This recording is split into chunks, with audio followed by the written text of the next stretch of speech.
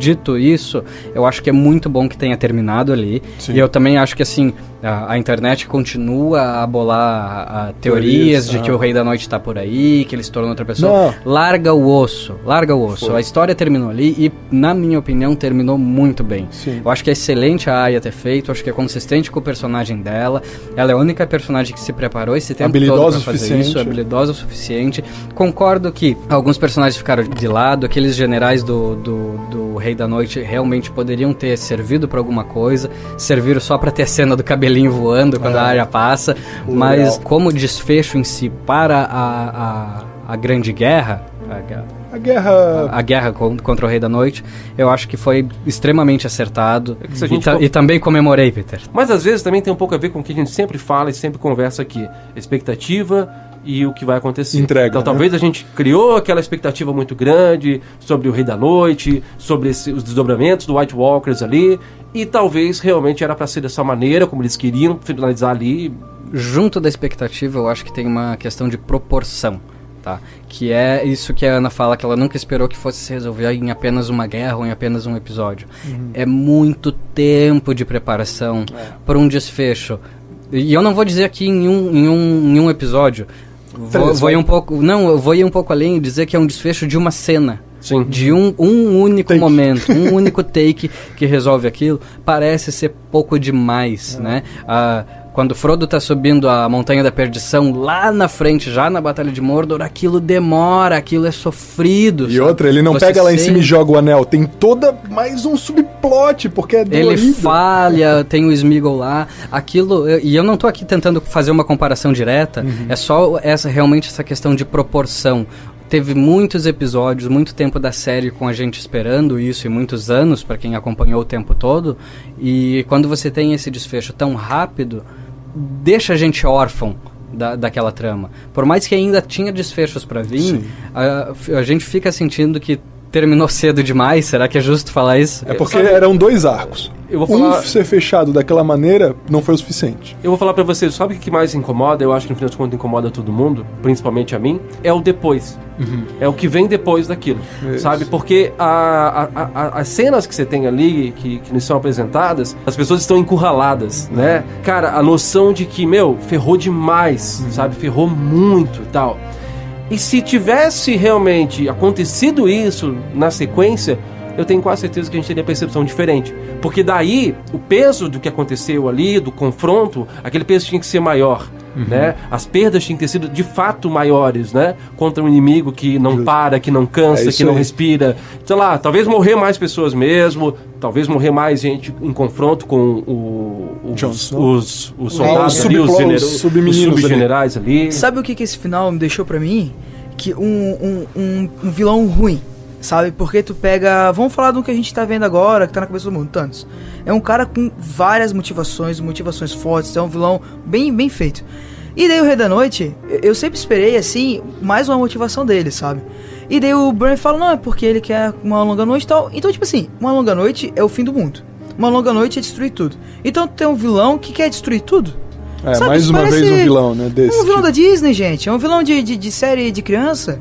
Sabe, isso pra mim é o que me broxou assim um pouco. Porque a única diferença é que ele não conta o plano dele tentando cortar a sua cabeça. Né? Não a cena, mas eu achei assim, mas tudo que ele queria era destruir o mundo. E que o Diogo falou, acabaram com ele em uma cena. E daí no episódio seguinte é eles brindando, todo mundo vivo, só morreu quem tinha que morrer. Morreu quem já tava fazendo hora extra. Poxa, não morreu uma pessoa surpreendente. Eles não tiveram coragem nenhuma nesse episódio. Nenhuma. Morreu quem tinha que morrer. Pronto, que era o Jorah, morreu bonito também. Morreu bonito, morreu bem. Não, foi legal a morte dele, a do Tinho foi legal. Esse episódio termina, eu soube que ele terminou e eu fiquei ok com ele terminando com o início do 4º episódio. Tyrion conversando com alguém, falando assim, às vezes o mundo é isso mesmo, é só isso aí. Então ali eu soube, é o personagem te dizendo, cara, não vai pra internet fazer fanfic de Rei da Noite que acabou, entendeu? É o personagem te mostrando assim, ó, era só isso mesmo, tá? O vilão era isso, a motivação dele era essa, igual a Ana falou, rasa. Pode ser rasa, piegas, mas é isso aí. Daqui pra frente a gente vai, teoricamente, voltar pro que interessa. O problema é o entrelaçamento dos núcleos. Quando você coloca a trama do Jogo dos Tronos em choque com a trama mítica do Rei da Noite. Eu gosto, era isso que eu queria ver, foi isso que me foi apresentado, a batalha ficar apenas um Winterfell. A galera do norte, a galera que ouviu essas histórias na hora de dormir, que sabia da existência daquilo, resolvendo o núcleo mítico da série. Eu gosto disso. E gosto também do político lá embaixo. Mas aí, dentro do teu gosto, que tu deixou bem claro no outro podcast, tá tudo certo.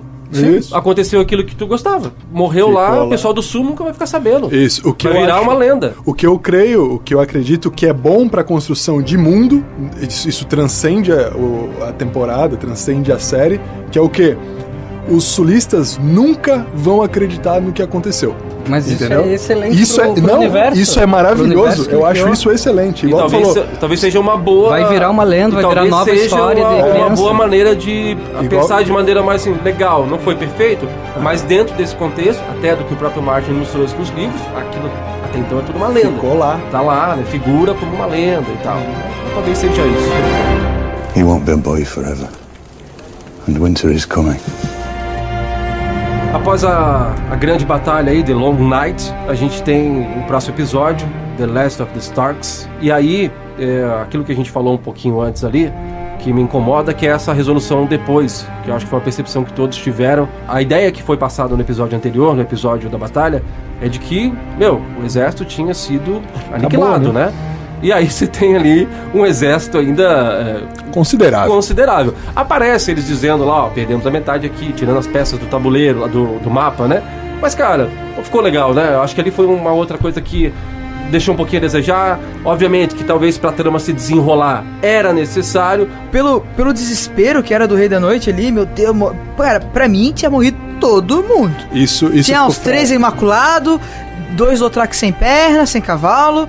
Os Dothraki mesmo eu pensei que tinha acabado todos. Eu também. Aquela sensação que eu falei de as pessoas estarem encurraladas lá, dão essa noção, né? Sim. Tá todo mundo ali no final, no esgotamento, a um passo de morrer. E isso aí criou uma expectativa legal e agora? Pô, ferrou muito, cara. E agora? A única que fala alguma coisa, de algum momento, talvez o salto temporal, é a Sansa. Fala assim...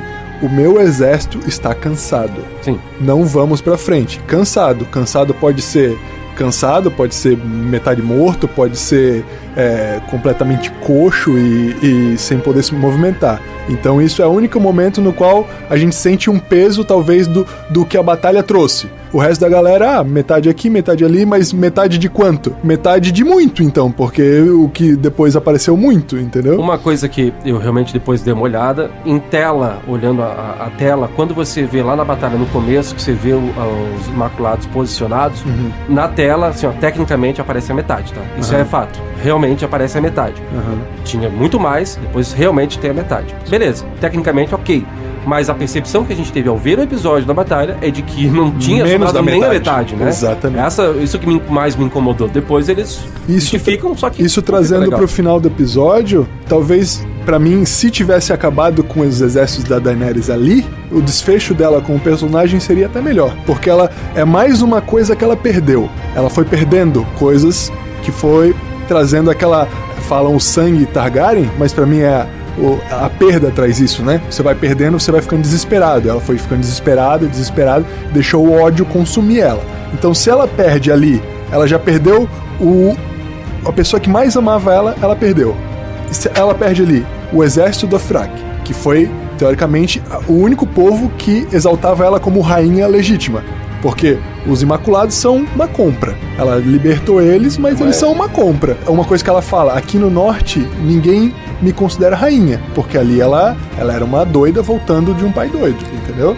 Então, quando ela chega ali e continua tendo força bélica, aquilo pra mim, observando agora com o desfecho, aquilo ali, se tu é consistente com o terceiro episódio pro quarto, aquilo lá favorece o desfecho dela como personagem, entende? Eu acho que esse episódio 4 é o episódio fatídico da temporada, sabe? Ele é, ao mesmo tempo, talvez o mais importante para o destino da Daenerys e também o pior executado. É muito forçado. Isso que tu tá enumerando aí, as razões pelo qual ela vai perdendo a cabeça, ou pelo menos vamos colocar, a pessoa não gosta do termo rainha louca, porque né, ela não é de fato uma rainha, teoricamente ela não é louca no momento que chega lá, mas isso que vai endurecendo ela, que vai mudando a visão dela do mundo, apresentado tão rapidamente, não traz o peso dessas consequências, é isso que tu tá falando, sabe?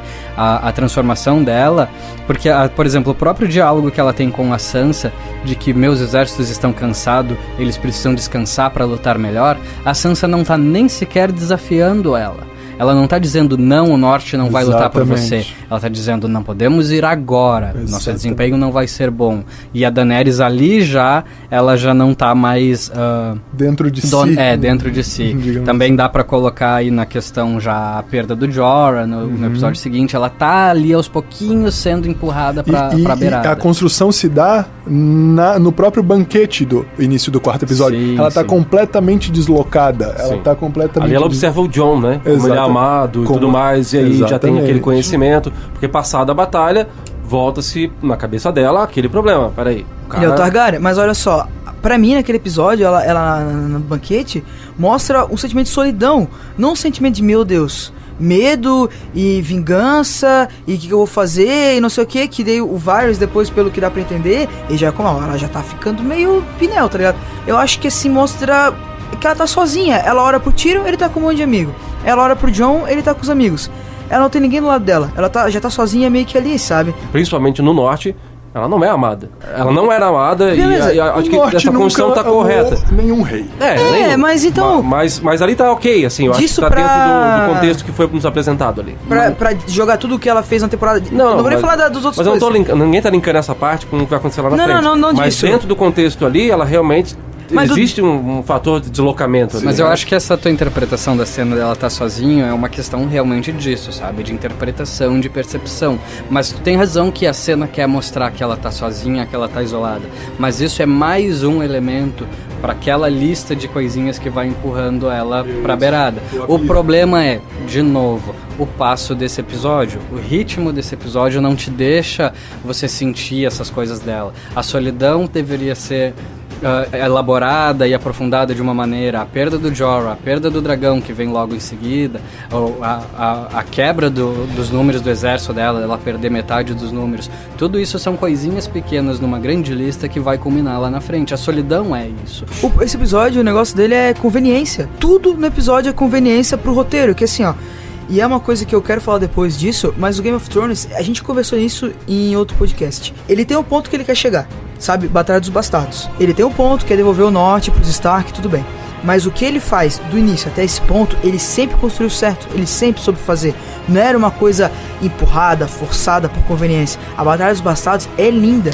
Tudo o que acontece no meio faz o episódio ser grande e não atrapalha o ponto final, sabe? O problema dessa temporada, e que começa pra mim a gravar nesse episódio, é que tudo vira conveniência. Os personagens, os arcos dos personagens se curvam pra fazer conveniência pro roteiro, umas coisas ridículas, tipo a Daenerys não enxergar os navios, uma flecha certa, depois as flechas não acertam. Coisas assim pequenas, mas que somando incomodam muito, é que tudo é conveniência pra chegar naquele ponto que eles querem. E a série, ela sempre fez isso, sendo mais inteligente que tu. Toda essa temporada, ela parece que pede pra gente perdoar um monte de coisa. E chega num ponto que tu não tem mais emoção com a série. O que me incomoda, é uma coisa que eu gostaria de falar ao longo do podcast, e como você citar essa questão do episódio, eu acho que é um momento apropriado. Uma das coisas que mais me incomoda nessa temporada no todo, são algumas partes dela que são muito arrastadas, são muito lentas, entendeu? Ao mesmo tempo que você tem uma sensação de que não dava conta de entregar todo o conteúdo que a série tinha que contar em 6 episódios, tem momentos ali que a série se arrasta. O episódio anterior, que foi a batalha, por exemplo, ele é arrastado. Cara, se você corta um minuto aqui, mais um minutinho aqui e tudo mais, se você for somar a quantidade de tempo que daria o mesmo entendimento, daria a mesma sensação, mas poderia ser cortado. Eu tô falando isso agora porque daí a gente trouxe esse episódio que você bota muita coisa acontecendo. E aí espaço para outras tramas. Tanto se você for pensar na proporção dos episódios, a gente colocou alguns tópicos aqui pra falar, é um dos que mais tem tópicos, né? Porque você tem ali, resumindo bem rápido, teve a despedida, né? O velório das pessoas que morreram no outro episódio, depois teve um banquete, aí tem o Gendry sendo apontado como Lorde de Ponta Tempestade, herdeiro, né, legítimo por ela, Jaime Brienne, e aí o Chip, né? Deu liga, fazendo amorzinho. Enfim, tem várias coisas que aconteceram, e aí eu concordo realmente com vocês, o que o Diogo nos trouxe. Cara, é um episódio só e que trouxe muita coisa. E ele tinha um papel muito importante, que era ligar a parte anterior, que era a batalha contra os White Walkers, contra o Rei da Noite, com a próxima parte, com a próxima batalha, que era a batalha lá em Porto Real. E aí, só reforçando o que o Diogo falou, é isso, a grandiosidade e a importância que esse episódio tinha, né? E aí que me incomoda, e começa a recomendação nesse episódio, é que não precisava ser assim